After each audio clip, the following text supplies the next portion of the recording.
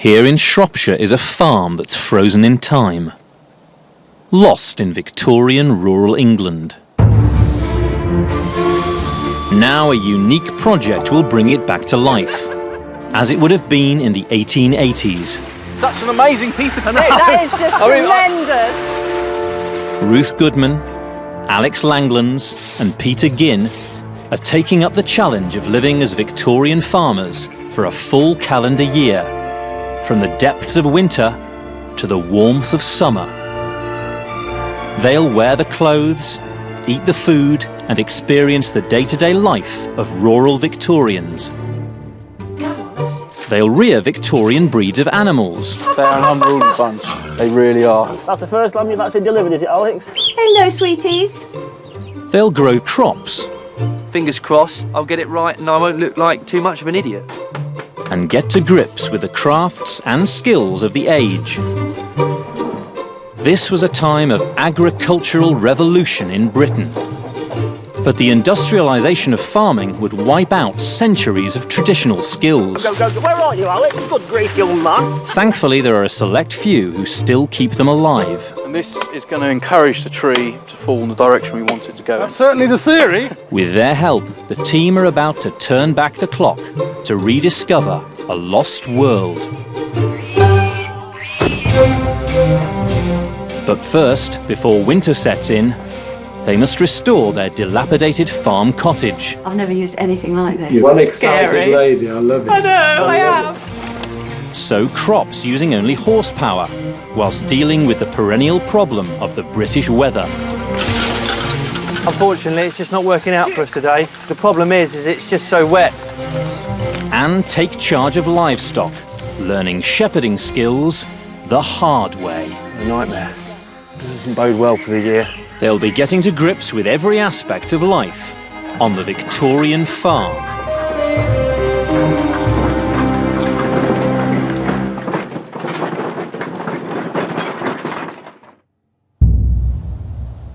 It's the 1st of September. Ruth, Alex and Peter arrive at their Victorian farm. This is the way to travel, isn't it? I know, it's fantastic. Ruth Goodman specialises in domestic history. She'll run the cottage and be responsible for the dairy and poultry. The Victorian period is a really, really interesting moment in history. It's a time of most enormous social change. There's new ways of feeding ourselves, there's new ways of clothing ourselves, there's new ways of housing ourselves, there's new ways of transporting ourselves. You know, we all base our modern living on the things that came out of this great turmoil and experimentation. What's in this one? Oh, this is mostly cooking. Utensils. Archaeologist Alex Langlands will be responsible for growing crops and rearing the animals. It's about getting up first thing in the morning and coming in, you know, when the sun goes down. It's about spending the time outside. It's about eating fresh ingredients, growing your own ingredients. I mean, it really is about going back to a way of life that I think many people today would love the opportunity to do. Peter Ginn, also an archaeologist, is keen to get to grips with the steam and horse-powered technology of the era. We all know about the big events in history. I want to know about the day-to-day living within that context. There are massive changes in industry and also there are massive changes in agriculture. Because it's such a moment of change, you've got the old and the new sitting right alongside each other. So you've got ancient crafts that are almost unchanged for a millennia, sitting right alongside a time of mass production.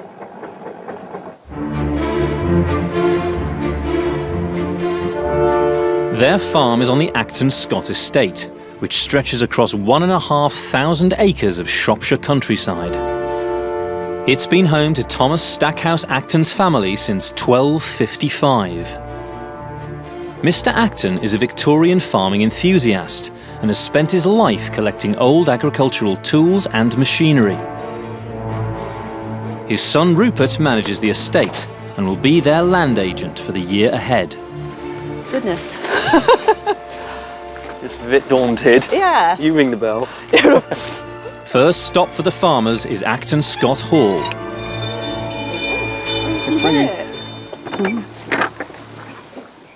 Oh, hello. Hello, Rupert. Nice to meet you. How are you? Very good indeed. Hi, I'm Peter. Peter, nice to meet this you. is Ruth. Hello. And, Alex. Of course, I'm Alex, Yes, yes. excellent. Hello. Hello. This is little Florence. Hello, Little Florence. Florence Acton. She's rather shy. In the Victorian age, this was a busy working farm with 15 acres of land. Wow. It was abandoned 50 years ago, but little has changed here for a century.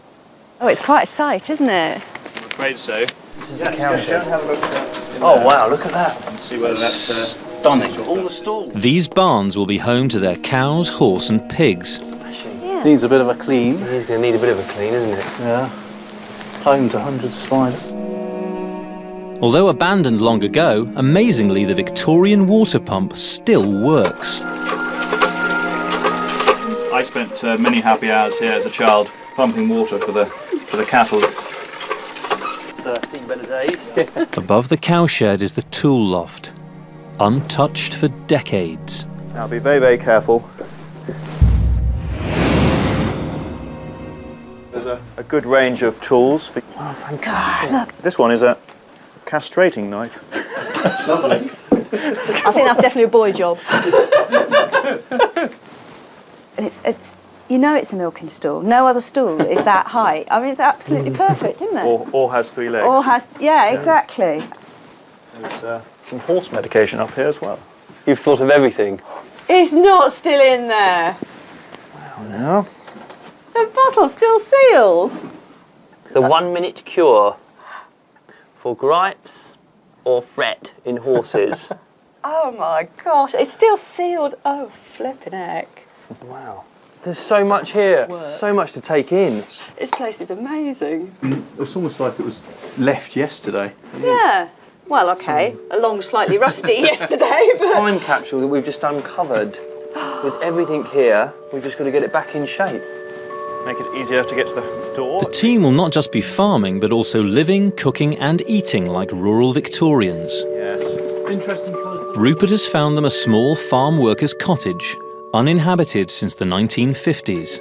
I believe one of these keys fits this door, but I'm not quite sure which one it is. So You feel like you got a key when you get a key like that, don't you?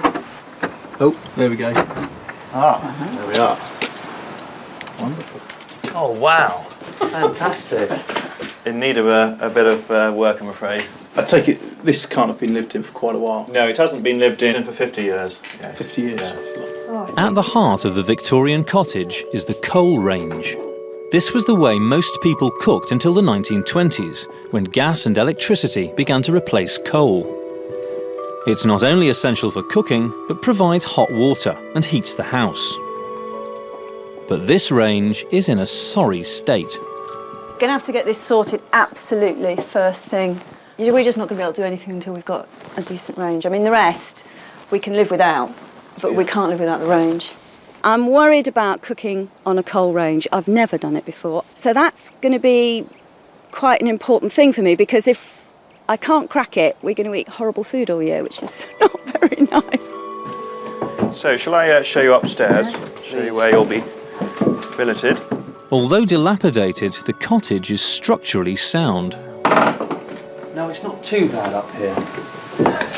I think it's pretty good. He says. A good shot of the dead birds from the windowsill. Right, that's it. Moving in as soon as possible. Guiding the farmers through the year ahead is the celebrated Book of the Farm by Henry Stevens, first published in 1844. This kind of book, it's absolutely priceless, and it gives you a breakdown about essentially everything you would need to do throughout the year, and it also gives you the science behind it as well, types of breeds. I mean, there's literally absolutely everything here.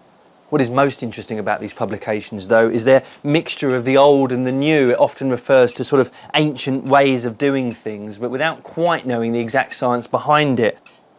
This was the Bible for farmers coming to terms with the industrialisation of farming in the 19th century. It's also got the new as well, some of the sort of cutting-edge technology of the time. And I'm just looking here at some of this ploughing with a steam engine, with these huge cumbersome steam engines, but seem to be, and it says here, absolute cutting-edge technology.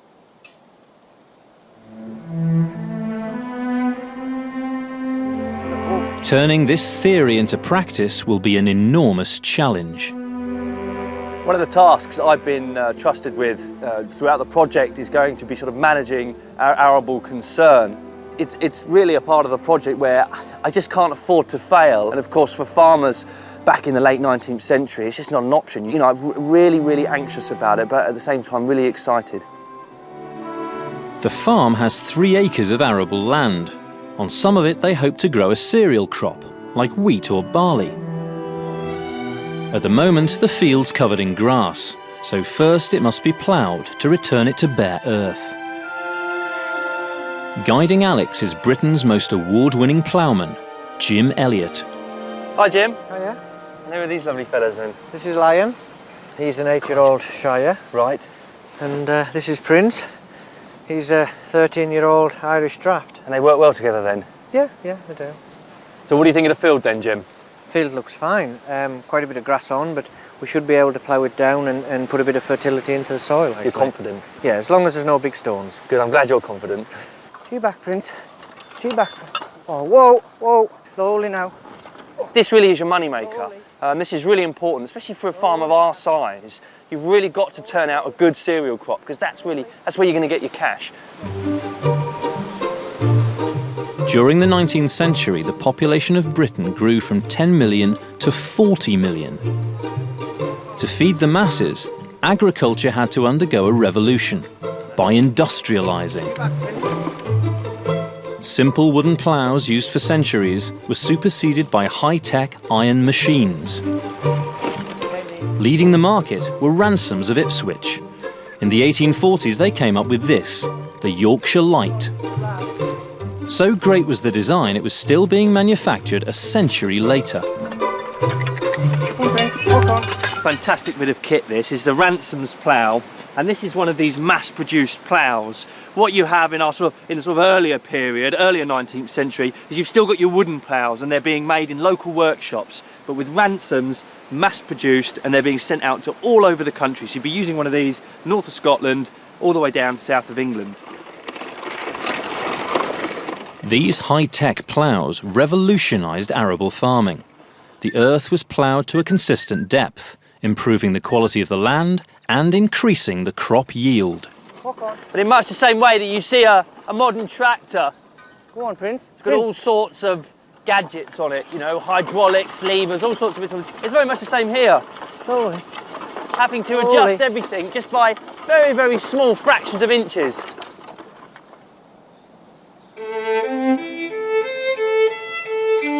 At the cottage, Ruth and Peter are beginning the restoration. Oh, let's get rid of these birds first. The first job is to clean the bedroom. It's in a pretty neglected state, this room. The walls, the plaster's there, mostly. If we just sort of start at the top and just take it as slowly as we can down. This has been 50 years of dust, 50 years of spiders, 50 years of an insect and animal paradise. So yeah, it's absolutely filthy. This is, I think, a much bigger job than I thought initially. As they remove half a century of dust, the state of the plaster becomes clear. Plaster's not as good as I thought it was. It's going to take quite a bit of... Well, if it needs to come off, it needs to come off. I think the more we look, the more we're finding we're going to have to do. Downstairs in the kitchen, there's an even more pressing issue. The range. So this is Henley Cottage, and this is our range. I don't know what you think about it. Peter's called on Paul Arrowsmith, an expert in Victorian building. Yeah, could be repaired, but It's a big job, isn't it? Not worth it. It's a very small opening though. Do you need to do much cooking? We need to do a fair bit of cooking, yes. All right. Oh, no, I don't know. I'm not sure if this is actually the original fireplace, because we've obviously got this here. On the adjacent wall is evidence of a fireplace bricked up long ago. Only the wooden lintel is visible. It's just a lot bigger area, so I'm sure it goes back further, so you can get a much bigger range in. I suppose the only way to find out is actually to get rid of some of this stuff. The old range will be discarded and a new, bigger range installed here. Peter is hoping that beyond the rubble, the chimney will still be intact.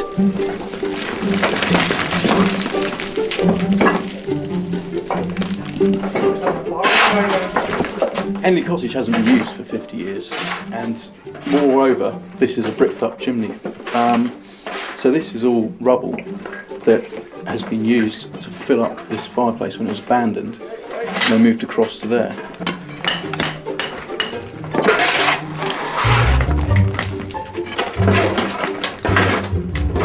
Got fresh air now.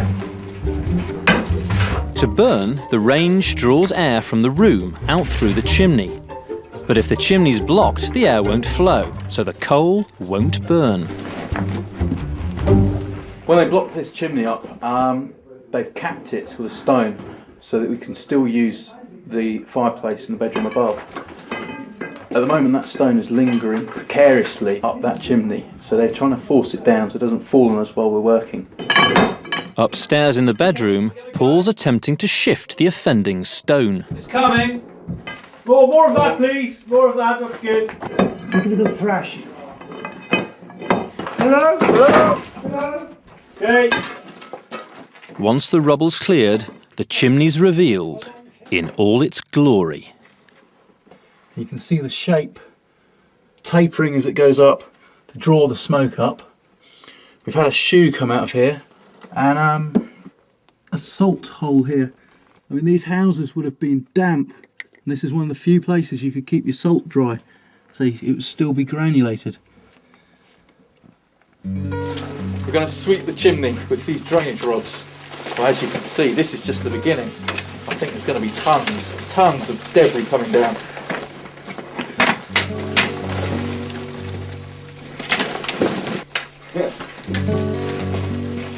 Got all the birds' nests out of there, and you can see daylight. Just waiting for the range now.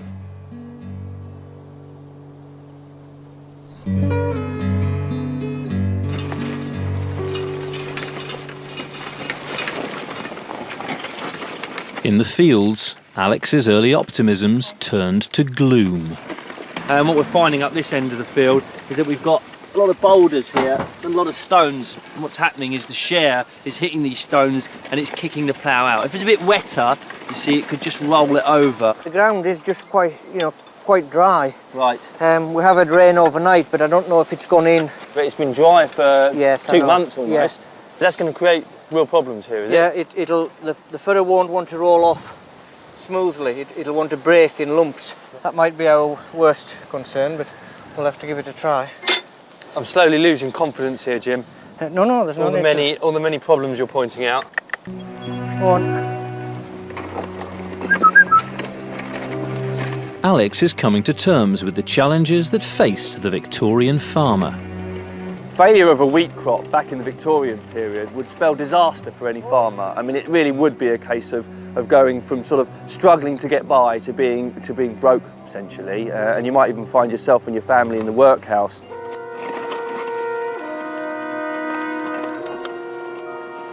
I've got to have a go myself, because obviously a farmer of my stature would know how to plough back in the late 19th century. So I'm a bit anxious here, because if I cock this up, then Jim's got a lot of work to do to rectify it. All I want you to do is keep the furrow wheel up against this edge here. Walk on. Good boy. Right. Keep the land wheel on the ground. Yep. You can put a little bit of pressure on the right-hand handle, and that helps turn the furrow better. Right. As long as this wheel doesn't come off the ground, lest you'll lose your depth. How's it doing, Jim? You're doing fine, yeah. Would you say? No, you're doing. I'll soon tell you if you're not. I don't look at my handiwork. It's fine. We'll catch it on the way round. Yeah. It's just mesmerising watching it turn over. No. Steady now. Good lad. Good boy. Victorian farmers ploughed an acre a day, walking 11 miles from dawn till dusk. But the work is back-breaking. After a couple of hours, Alex is exhausted. Go on, you're doing well. A little bit more. Thank you. And the the dry stony ground is adding to his woes. Oh, no, Whoa, whoa. totally ridden out there. Ah, Totally just come a out. stone. Press onto the right. Onto the right. Oh, this is doing my back, this really is. Oh, my father used to say that hard work never killed anyone, but it made them into gay queer shapes. So, and I suppose a lifetime of ploughing like that, you know, and out in all weathers as well, you know.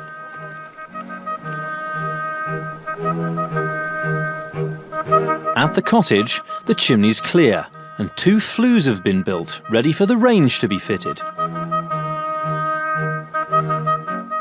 Peter Parker and Steve Powell are Victorian range experts and have restored a 100-year-old model. We're just sizing up the oven to make sure that it actually fits within the opening that's been made for us. But there's a snag.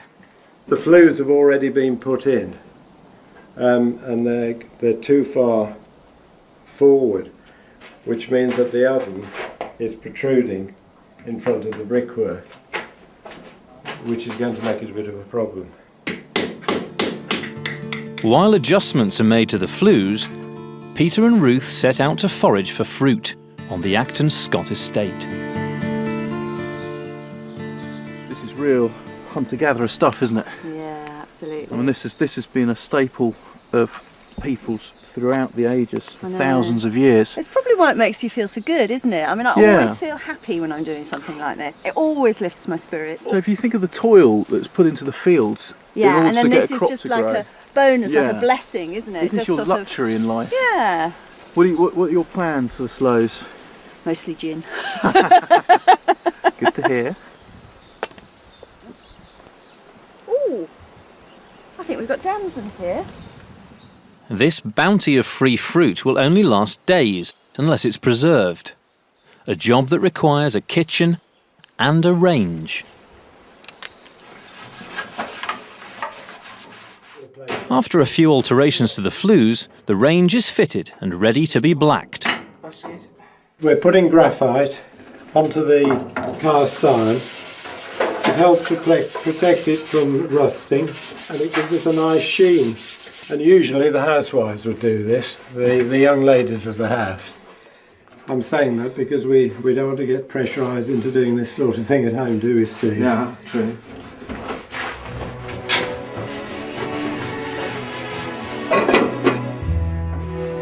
Ruth's keen to try out the range as soon as possible. But first, she needs some fuel. Ruth and Peter head to the nearby Shropshire Union Canal to collect a cartload of coal. Building Britain's canals was one of the biggest engineering projects the country has ever seen. By the 1850s, over 4,000 miles of waterways had been dug, transporting 30 million tonnes of freight a year. This Shropshire narrowboat, Saturn, was restored by Tony Lewery and a group of enthusiasts and is the last of its kind.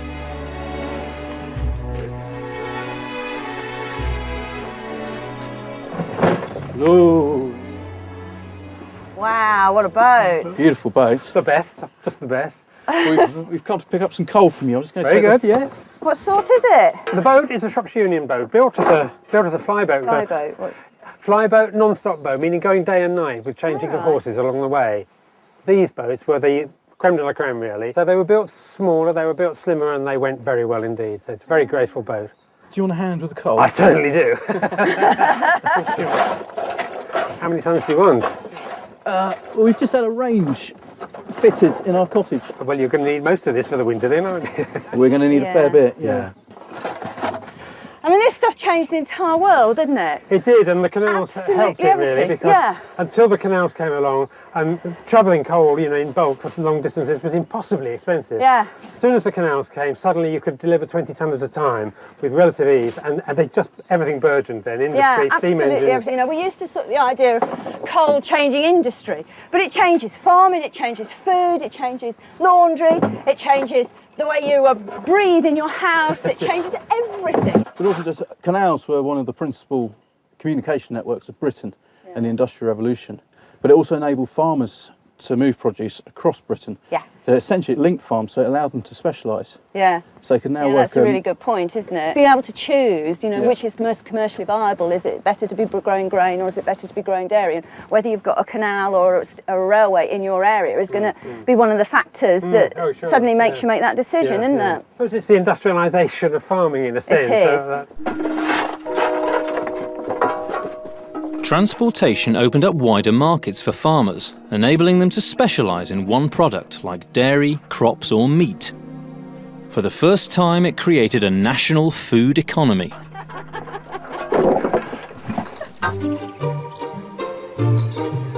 It's late September.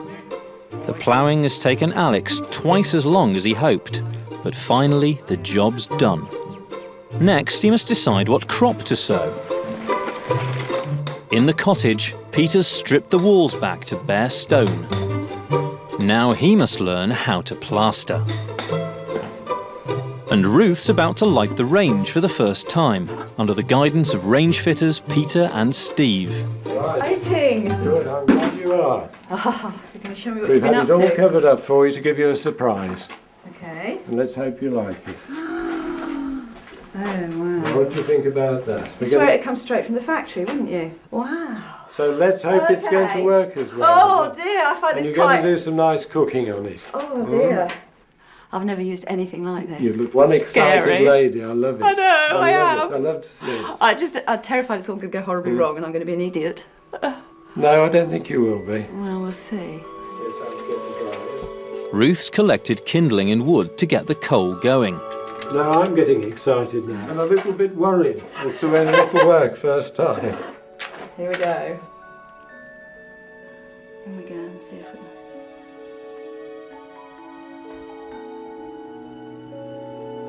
Well, those flues are obviously working. They are, aren't they? Oh, oh yes, that's a bit more like it. You're happy with that? Oh. That looks good, doesn't it? I am a pyromaniac. The fire's lovely and hot now, and the kettle's nearly boiling. Cooking on coal is it's so different. It's not something that I've done before, and I know that it has the most enormous impact on what you can cook. Wood smoke tastes nice. Coal smoke, however, tastes foul. It's sort of acidy and sulphurous. In the old way of cooking on wood, you would be almost encouraging smoke to come round your open food, but on coal, you really want to stop that. You want no smoke whatsoever, and you're trying to make sure that you've got as much separation between food and fuel. Coal revolutionised cooking, and recipe books were rewritten for the new fuel. Roasting on a spit went out, and oven roasting came in. I don't know that I'm going to get it right for quite a while. I think it's going to take me half the year to practice. Maybe by the end of the year, I'll be quite good.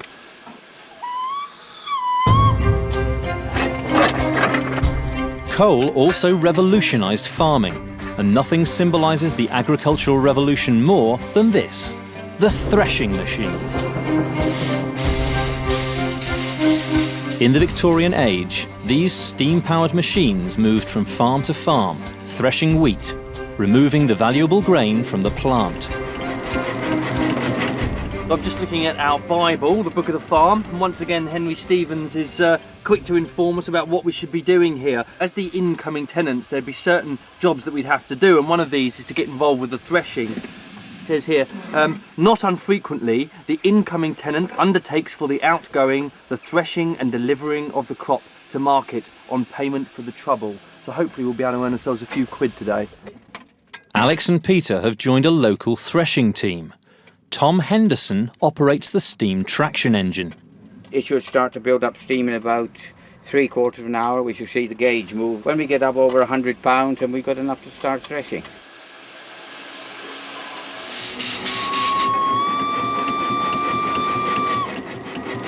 This new mechanised threshing ended centuries of rural tradition.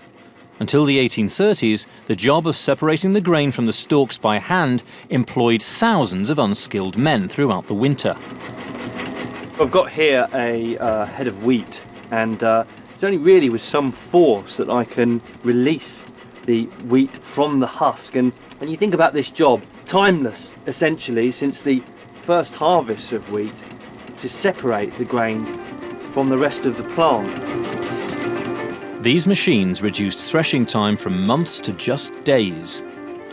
Now a few men could do the work of thousands. The unemployed were furious. Farms were attacked and machines smashed. But by the 1880s, the threshing machine was a generally accepted part of country life.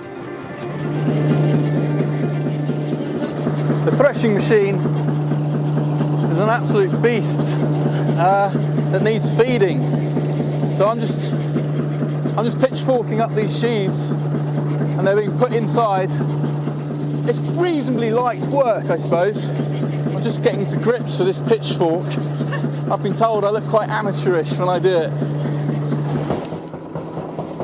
For those lucky enough to get work threshing, there were other advantages. Well, we're cooking eggs and bacon, and I've just got the fat hot on the shovel. Next job now is to put some bacon on. Excuse my clean hands, but it does add to the flavour. There we go, that's rasher number 2. We usually get 3 on. This is ideal.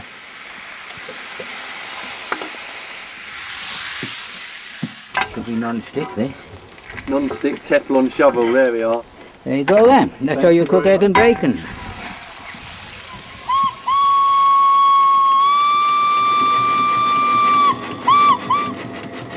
Lunch break over, it's time to finish the threshing.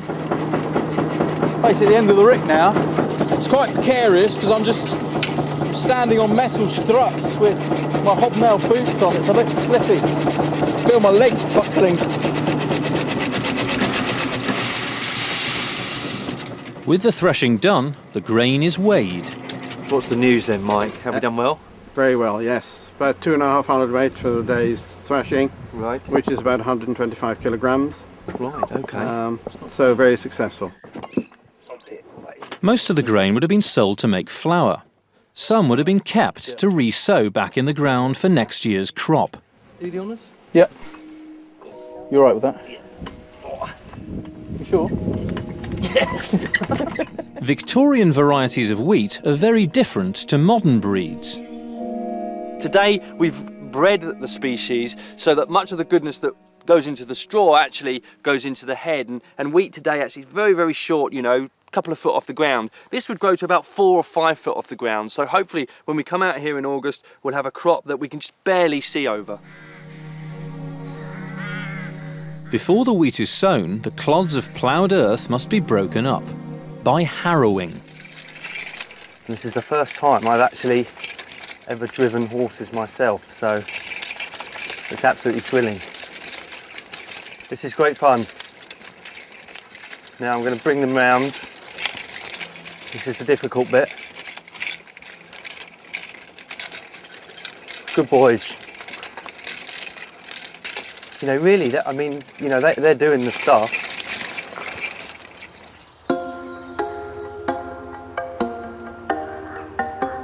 At the cottage, Peter's ready to start plastering. He's read in a Victorian manual that the old lime plaster removed from the walls can be recycled. I'm just using this to pulverise the plaster into dust, and I've done about a day of this. It's quite a laborious process. I mean, it's quite hard on the upper body, but at night it's the wrists. I think it's the jarring motion.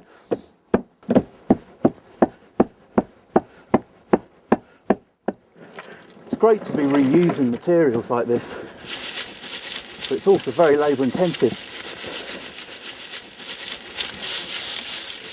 Sand and water are added to make fresh lime plaster. This is actually incredibly tough. The consistency we're looking for is quite sloppy. Again, it's the old adage, a bit like porridge. Pretty much all the materials we use on this farm are a bit like porridge. There's one other essential ingredient: horsehair. And I'm just going to put this in, and this should help the plaster bond when it's on the wall, stop it falling off, hopefully. I mean, it's really good to experiment all these old techniques, but God, they're difficult. And they do take time.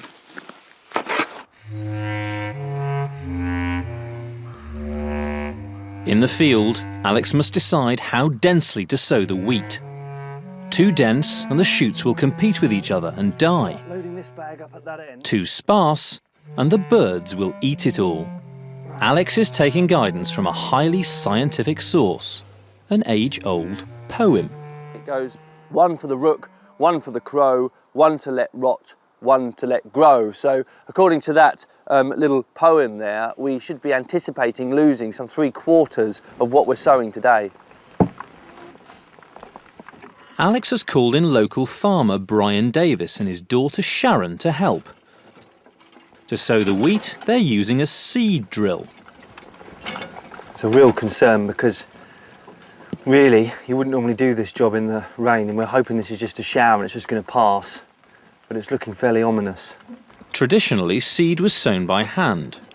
Broadcast. The problem with broadcast sowing is that the grain lands on the ground and it hits the ground at different heights, and then when you harrow it over, you'll get the seed, because it's at different heights within the seed bed, it'll grow at different times, it'll be uneven, it'll mature at different periods. The seed drill, invented in 1701 by Jethro Tull, was a major leap forward in the industrialisation of farming. This was the moment when farming became scientific. Brian has brought along a design from the 1880s, the pinnacle of Victorian technology. The wheat in the hopper at the top, it drops down the bottom into a little trough. And the revolving cups there that you can see, those discs with the cups on, you can just see them picking the wheat up and dropping them into the little yellow containers, which then funnel them down into these tubes so that they drop out in the drill. So the seeds are all planted at the optimum depth, increasing the chances of germination. But with just 2 rows sown, Alex's worst fears about the weather are realised. Unfortunately, it's just not working out for us today. The problem is it's just so wet, it's so damp, the silt gets so heavy that it's just a nightmare for the horses to pull. It's a bit of a nightmare really, because it looks like we're not going to get it done today, and if this weather's set in for a couple more days, you know, we're going to really struggle to get the grain in the ground. Do you want to park it up under the trees then?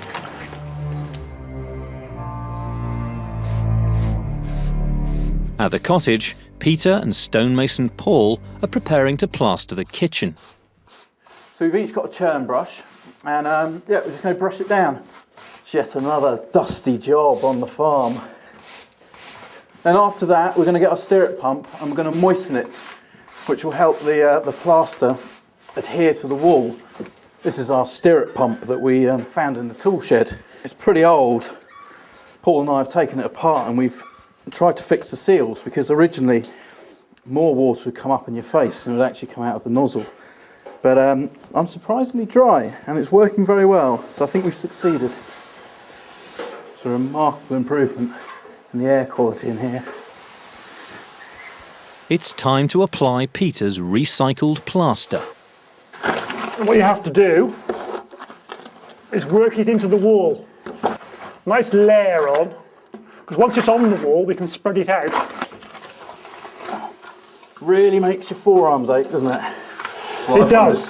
You're doing very well. You're a good liar, Paul. I'm learning an awful lot. I'm also learning that the process has actually taken an awful lot of time. You can't hurry lime plaster. And we've got a number of coats to put on here. And Ruth's just got a range and she's quite keen to have a meal.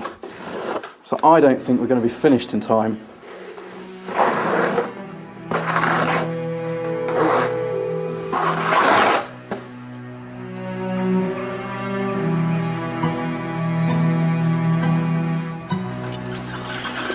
It's mid-October. After a week of rain, the sun has returned, so Alex is back out with a seed drill, planting the rest of the crop. So far so good. You know, this is really turning out brilliantly. 2 days ago, it was absolutely bucketing down, and now it's, you know, it's really dried off, really crumbly surface. We've got good distribution. Took us a couple of rows to get it right, but so far it's looking really, really good.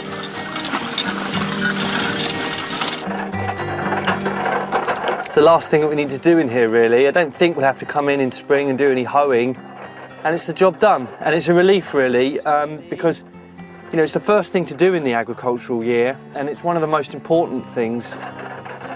Hopefully now we're going to get a good year. We just really have to leave it to the weather, and we'll be back here in August to harvest the crop, and only then will we know just how successful things have gone. In the cottage, the sunny weathers helped the slow-drying Victorian plaster to dry.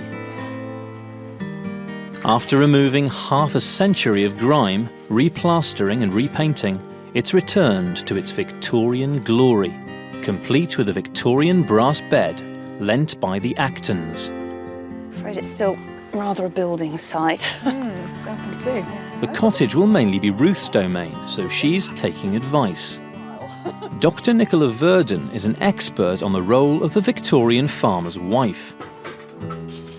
If you read the farming manuals, which were written by men, so for example Henry Stevens' Book of the Farm, which was a very popular 19th century manual and went through several editions, and they don't mention the cleaning of the farmhouse as a task. They talk about the dairy and the poultry and the food processing and so on, but the cleaning and the laundry work and so on, which were big tasks and would have taken up a large amount of time, these aren't mentioned. Just magically happen, do they? Yeah. Nicola helps Ruth tackle a much-feared Victorian pest, the bedbug, using turpentine and salt.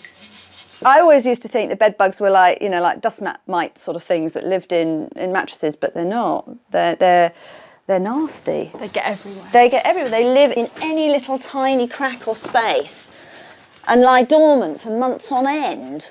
And then as soon as carbon dioxide, so your breath, as soon as you're in the room and you're breathing, that reactivates them and they come out and get you and suck pints of blood over a couple of months, which sounds really unpleasant.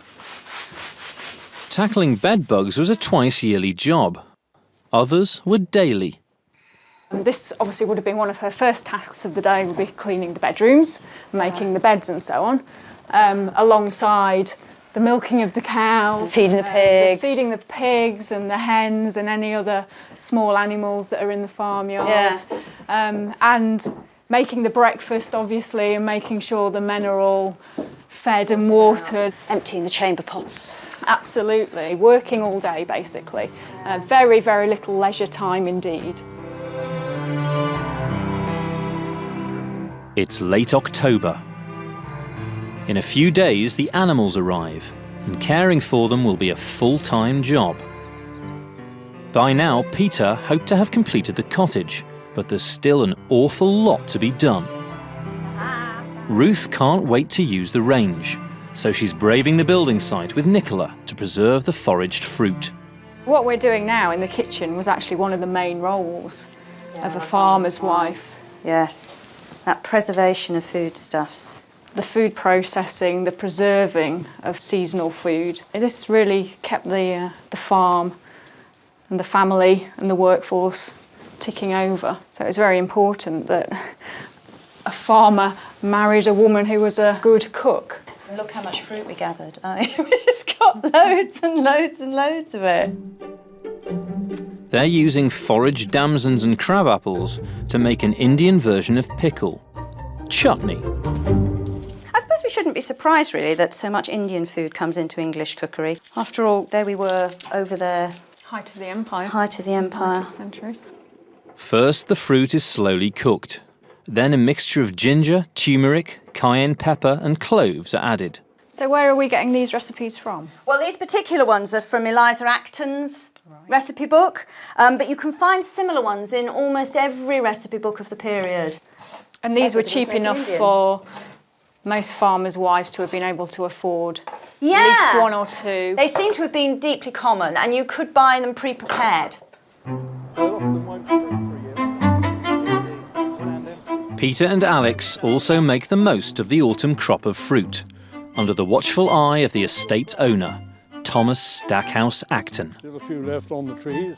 Live longer. Every year he makes cider using apples from the orchards. There's quite a few on the ground. These are cider apples, aren't they, these ones? Yes, these'll do.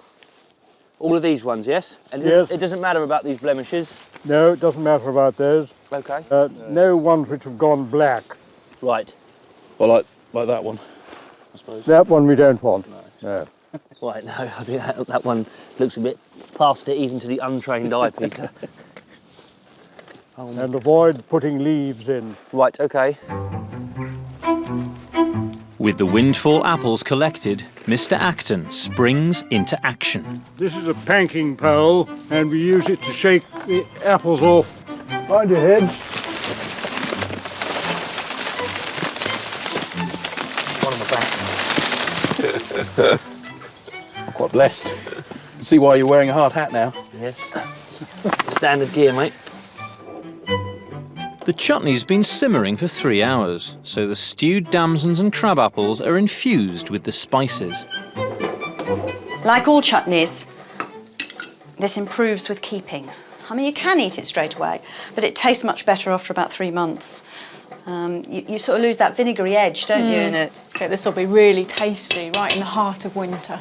Yeah. I'm sorting out the sealing of the jars, which we're going to do with the bladders of pigs. These are particularly good because they're so stretchy and watertight. I should get several lids out of each one. I don't think I've ever actually stretched a pig's bladder before. First time for everything. Yeah, well, yeah. So if I stretch that over, certainly as it dries, it will shrink, and then we'll get a really tight seal on it. It's not as bad to touch, is it? It's a bit slimy. It's a little bit, yeah, but it's only like wet rubber would be. Ruth and Nicola are making another Indian-inspired recipe, piccalilli. So this is the vinegar and the spices. Ruth stocks the larder with the preserves and pickles ready for winter. As well as chutneys, she's also made tomato ketchup, another popular Victorian relish. I'm going to let the piccalilli, which was in this one here, cool down before I put the lids on them. Actually, I'm really relieved to have finally managed to be able to get some of this pickling and preserving done. Without the range there, I just couldn't do anything, and I've been watching all the fruits in the hedgerows, beginning to go over. I'm thinking, I've got to move soon or we'll have nothing in here. So it is a relief. Right, let's have these apples on the pier. Okay, over it goes. The fruit gathered from the orchard will be crushed using a Victorian cider mill. Just that bag, and that'll be enough, I think. You think this, right, okay. That's enough to be starting with. Okay.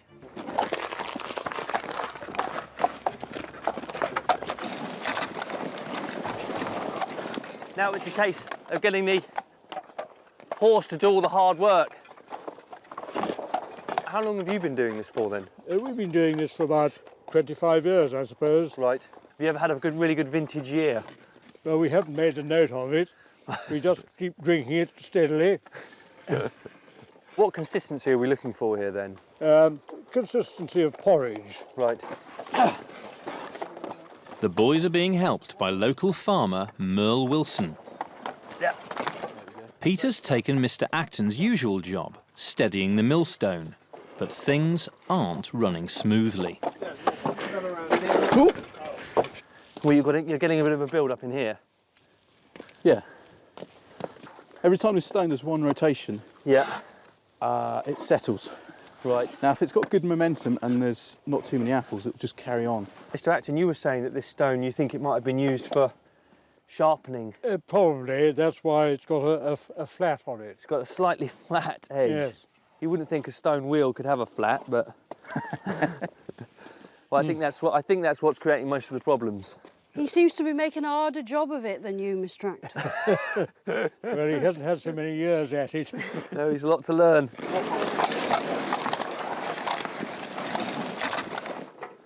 In the cottage, Ruth's ready to cook her first meal on the range. I've got a leg of mutton here. You can see by the size of it. It is not a leg of lamb, it is indeed a leg of mutton. It makes so much more economic sense to eat adult sheep after you've had 8 years of cropping them for their wool. And mutton was ever such a popular, traditional and common dish for the middle classes. In fact, sometimes they actually call mutton eaters as a sort of definition of people who were doing okay, but not great. So I'm going to take the bone out and boil it like that. Yeah, I think that's done it. Yes! Ha-ha! Right. I'll roll that up. Oh, that doesn't look too bad.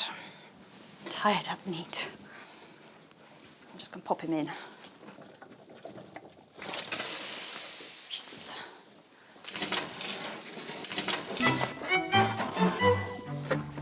The pulverised apples are ready to be squeezed for juice, using a cider press.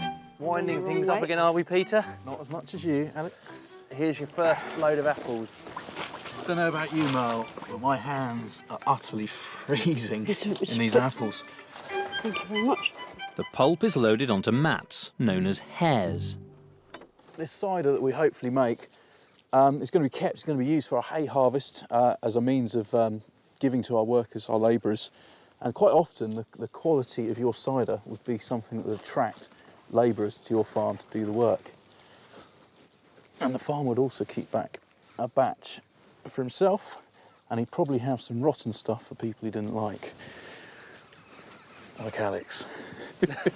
Bucket's going to end up on your head.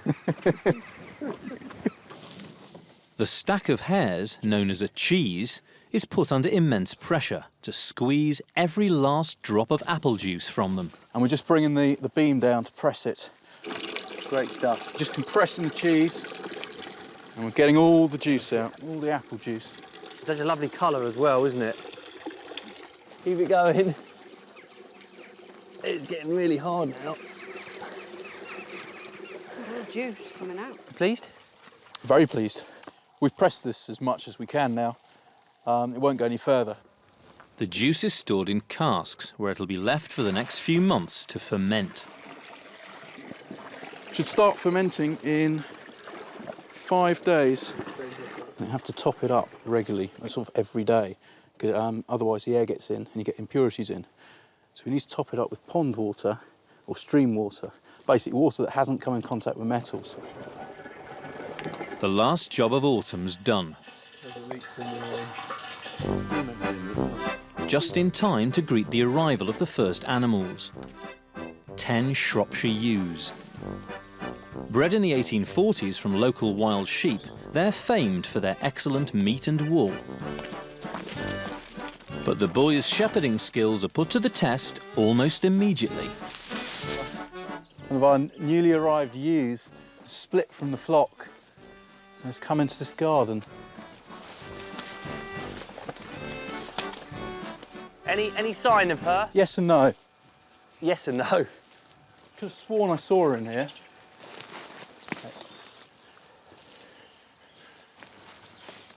She's up there. Alex? Yep. Found her. You get behind her. Easier said than done. It's pretty thick up here. Oh no. What a nightmare. There's a gate. Has she gone through? This doesn't bode well for the year. Oh no. I think all those sheep over there have seen her. Yes. She's in the field. The runaway sheep has joined a nearby farm's flock. Yeah, these fences are pretty low. Well, a 90% success rate there. Richard Spencer, a sheep farmer of 40 years' experience, has come to give some much-needed advice to the novice shepherds.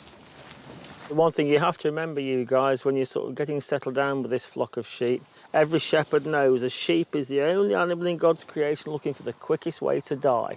You can do everything right. Yeah. You can do everything right, you can all go pear-shaped, you can make loads of mistakes. If Mother Nature's with you, you'll come out smelling of roses. It's just, That's the way with Mother Nature and livestock, you just got to accept it. If the ewes are to produce young, they must be in tip-top health.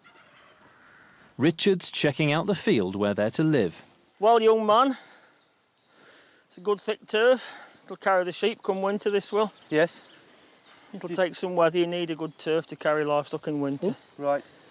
If it gets wet and you haven't got a solid turf, there's nothing to carry the weight of the sheep, but this will be fine. This will be fine, this will. And I've read about flushing, which is where you put them into good pasture, and then because of their improving condition, they're more likely to conceive twins, essentially. Is there any basis of fact? Oh, absolutely. It's fact all the way, because very basically, if the sheep is bursting with energy, she's had all this lovely lush grass, she's going to shed more eggs, she's going to have more lambs. OK, so we're doing a good thing here. Absolutely. Bringing them into this type of grass. Yes. In a few days' time, once the ewes have settled into life on the fresh pasture, it'll be time to introduce a ram. Hopefully, come spring, they'll produce plenty of young.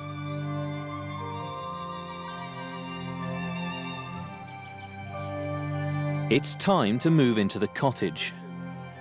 Very kind of the actors to lend us these chairs. Yeah, well, whatever you do, don't break them. Try not to. And Ruth's first meal, cooked on the range, is ready. This smells absolutely delicious. What are we having? Boiled mutton. You couldn't grab a plate, could you? Yes, yep. Right in here, shall I? Oh, there we go. Oh. Are you OK, fella? Could you help me? You really that stuck? My arse. Went straight through. Oh no! Look, you'll have to use the clun chair, which isn't much better actually. So how do you think it's gone then so far? It's more work than I thought it was going to be, getting this all ready, quite obviously. Yeah, the building work on top of everything else. Yeah, but that's like modern builders, you know. They always come in, yeah, it'll take a couple of weeks. Yeah. You know, 6 weeks later, you're still waiting. So, you know. It's starting to look good. Yeah. It's starting to come alive. Yeah, the good news is that we are ready for our animals. Just. Peter, Ruth and Alex sleep elsewhere on the estate, but with the bedroom finished, Ruth can't resist spending the night here. I've got my chamber pot if I need it in the night, and I've heated a brick on the range and wrapped it in a cloth, and I'm hoping that this will warm the bed up a bit, act like a hot water bottle. And then I'm going to get in on my lovely feather mattress that I cleaned and stuffed earlier.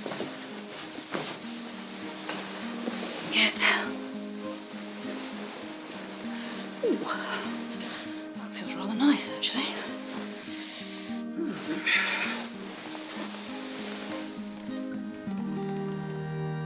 Better not actually be any bed bugs. Next time on Victorian Farm, building pigsties. We've had snow, we've had rain, and it's just so cold. Back-breaking laundry duty. And it's flipping hard work. A new arrival to get to grips with. How am I doing then? You're doing very well. And a Victorian Christmas to look forward to. Happy Christmas, everyone. Happy Christmas.